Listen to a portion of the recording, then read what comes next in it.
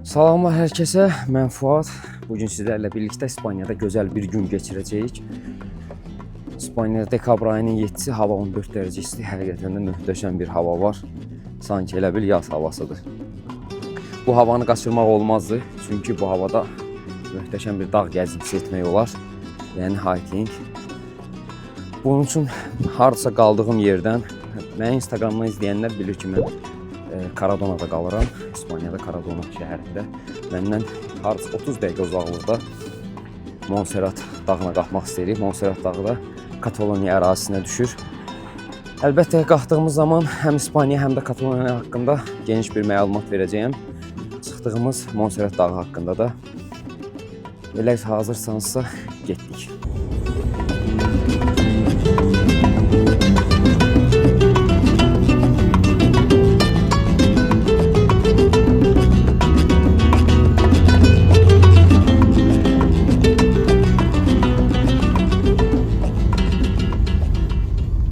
Bildiyiniz kimi İspaniya 17 muxtar bölgədən ibarət olan çox mədəniyyətli bir ölkədir.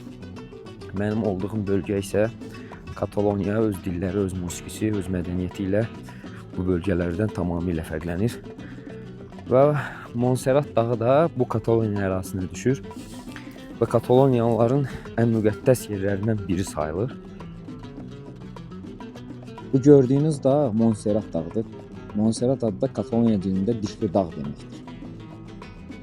Bu qayalar milyon illik eroziya nəticəsində bu formada yaranır. Dünyanın ən unikal landşaftlarından biri sayılır. Həqiqətən də çox gözəl bir yer. Təsəvvür edin, dekabr ayı və hər tərəf yemləşir. Sanki elə bir yazdır.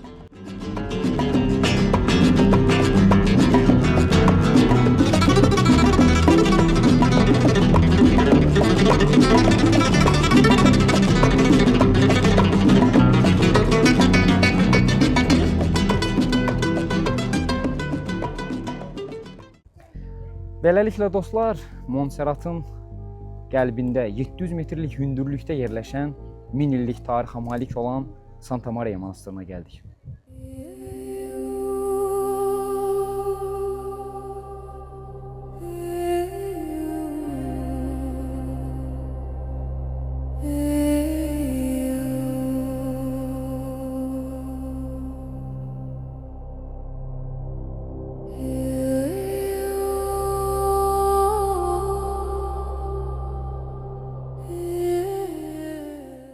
Dostlar, Montserrat dağına necə gəlmək mümkündür, bu haqda bəhs etmək istəyirəm sizlərə. Barselonadan 35-40 dəqiqə məsafədə uzaqlıqda yerləşir. Qatar vasitəsilə Montserrat dağının tam mərkəzində yerləşən monastıra daha rahat bir şəkildə gələ bilərsiniz. Bəlkə də sizin öz seçiminizdir. Maşın kirayalayıb bir çox yerə gəzə bilərsiniz.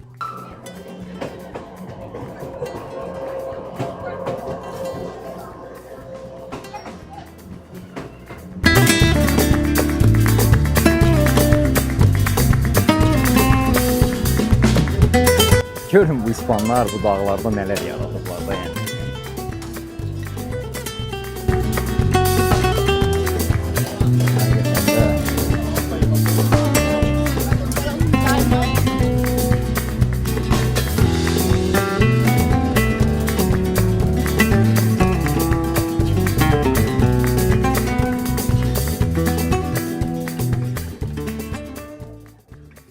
Arxamda gördüyünüz monastır 1025-ci ildə, yəni 11-ci əsrdə inşa olunmuşdur. Buradakı binaların bəzilərinin tarixi daha da qədimə gedib çıxır.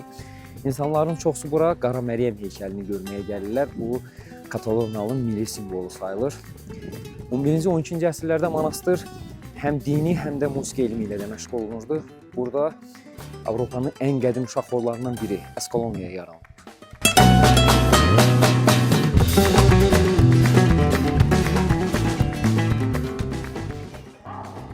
Bura girməkdən ötürü 8 euro ödəniş edirsiniz və həqiqətən də 8 euronun hər bir qəpiyinə dəyər.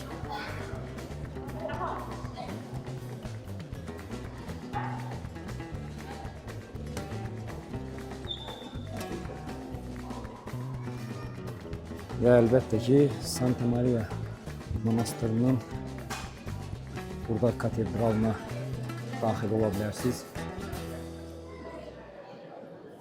Bura daxil olmaq 8 euronun içərisindədir. Və canlı xora qulaq asa bilərsiniz.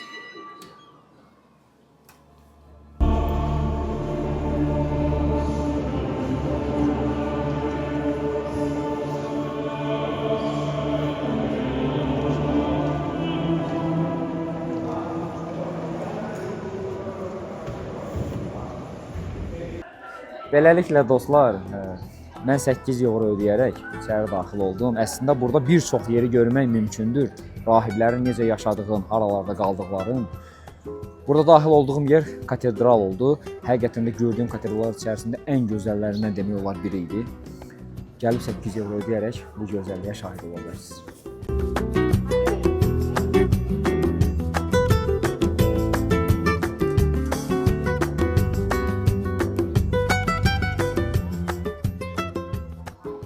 Dünyanın bir çox yerində Santa Maria kimi qədim və möhtəşəm dağ monastırları var. Əlbəttə bunlardan biri Türkiyədə yerləşən Sumela monastırı, bizim bildiyimiz və Yunanistanda yerləşən Meteora monastırı. Və ən möhtəşəmi də həqiqətən də Butanda dağın döşündə yapışmış kimi görünən Tiger monastırı. Həqiqətən də dünyanın bir çox yerində monastırlar var. Bunların hamısı insan əli ilə hazırlanmış möhtəşəm tikililərdir.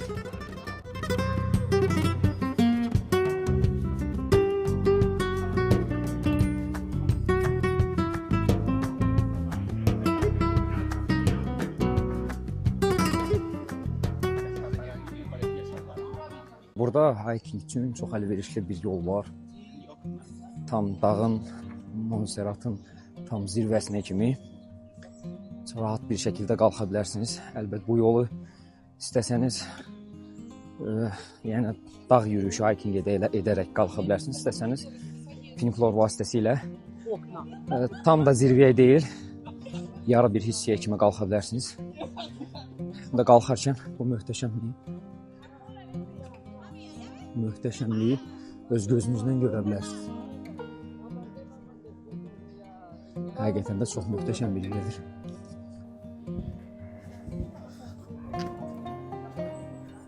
Sağ olsunlar ki, belə bir yol düzəldiblər.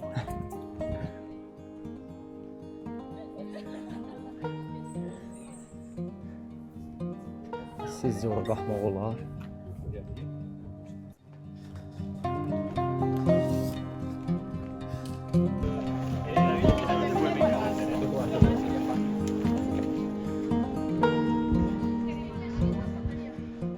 Dostlar, mən sizə bunu demək istəyirdim. Əgər siz hiking etsəniz Montserratda, burada həqiqətən də çox möhtəşəm bir mənzərələrlə şahid olacaqsınız. Bunlardan biri də hal-hazırda tam qarşımdadır.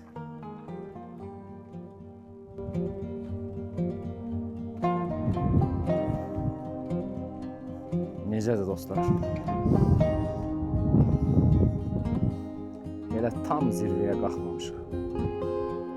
Möhtəşəm görsənir. Dostlar, əlbəttə ki, Montserratın tarixi yalnız gözəlliklə deyil, həm də faciə ilə də üzləşir. 1811-1812-ci illərdə Napoleonun böyük ordusu buraya hücum edir. Monastır tamamilə darmadağın edilir. Kitabxanalar yandırılır, məhv edilir. Ruhanilər qaçmaq məcburiyyətində olur. Buranın ən qaranlıq dövrlərindən biri hesab edilir. Fransa ordusu getdikdən sonra monastır yenidən bərpa olunmağa başladı. Bəzi hissələr 19-cu əsrin sonunda, bəzi hissələr isə 20-ci əsrdə tikildi. Yəni bu gördüyümüz binaların içərisində həm 11-ci, həm 19-cu, həm də 20-ci əsrlərdən tarix yatır. Bura gəlib görməyinizi sizə tövsiyə edirəm.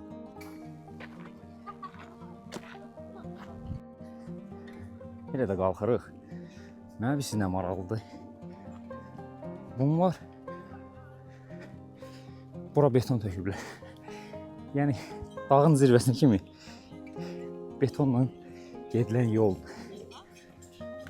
Yəni demək istədiyim odur ki, insanlara rahat bir şəkildə iki tərəfli yol edirlər.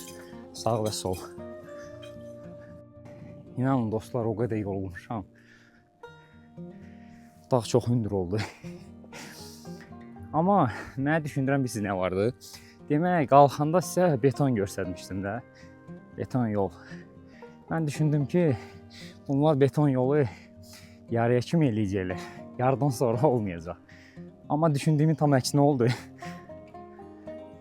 Helada tam dağın zirvəsinə çatmağa az qalıb yəni. Və hələ də beton yol gedir. Və mənzərə.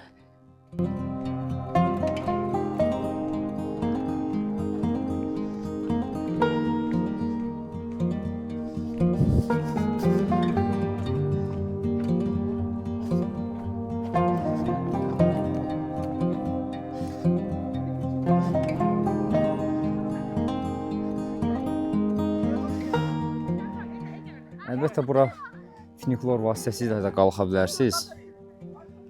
Daha rahat da gəzə bilərsiniz. Əgər yox, hiking eləmək istəsəz, yəni dağ yürüyüşü eləmək istəsəz, əlbəttə ki, bu sizin öz seçiminizdir. Necə istəsəz elə də eləyə bilərsiniz. Amma mütləq bu mənzərəyə qalxmağa dəyər. Əslində belə yorulmaq deyil. Bilirsiniz nədir? Odur ki, bu yerlərdə, yəni hər dəfə Bakıya gedəndə, hiking eləyəndə, Azərbaycanda ya da ki, Avropanın bəzi yerlərində hiking eləyəndə hər zaman yanımda dostlarım olur, sevdiyim insanlar olur. Və insan yorulmur. Həqiqətən də çıxdığın dağın, fərq etmir də, 3000 metr çıxırsan, 4000 metr çıxırsan, bu fərq etmir sənə, yorulmursan. O yolun necə keçdiyini hiss etmirsən. Bunun daha gözəldir də, yəni həqiqətən deyirəm sizə. Amma tək gəzməyin də ayrı bir yeri var. Düzdür, heç bir şey, yəni video ilə sizə göstərə bilirəm. Amma burada canlı görməyin tamam başqa bir ləzzəti var.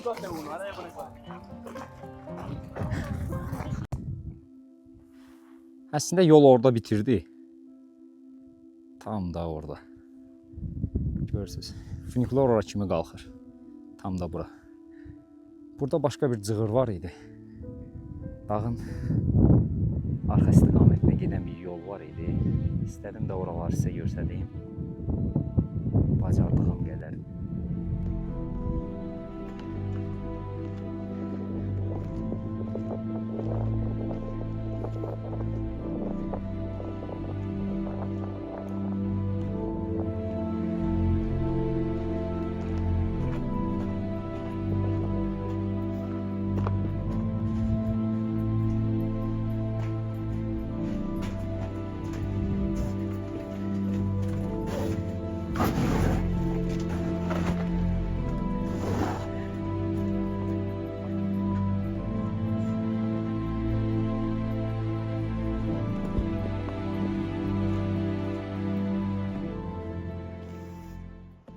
Bir az əvvəl mən əslində o plekanlardan qalxmaq istəyirdim bura. Belə düşünürəm ki, heç yaxşı ki qalxmamışam.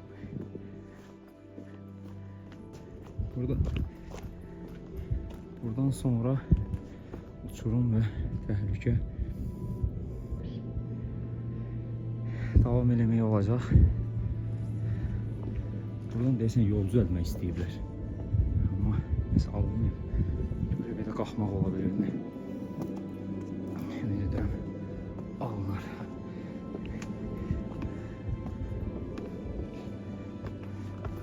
Aslında bu daşlar olub gedir.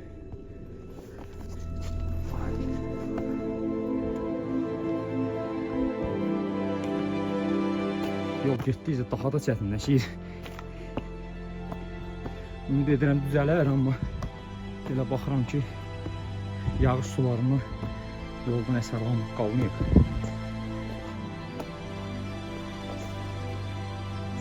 Amma o mənzərəni görmək üçün çalışıram ki, irəliləyim. Yollar qalxmaq elə də asan olmadı. Amma qalxmağa çalışırıq. İnandırım sizə, insanlar da bir səhər bura qalxmağın yollarını axtarır və qalxırlar da. Yəqin ki, bu mənzərədən hər şeyə gəlir. Qalxacağımız mənzərədən.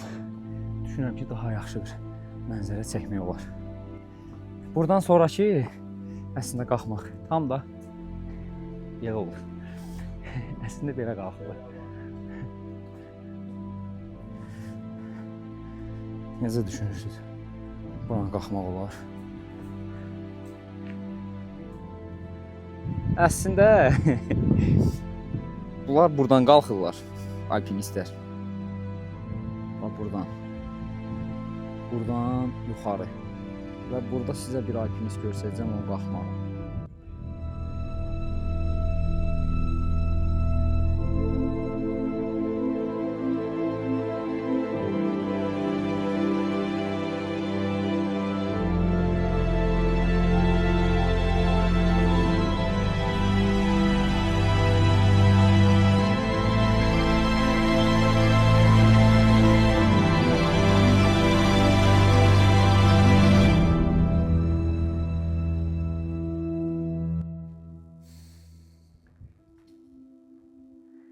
Həqiqətən gün batır özdə.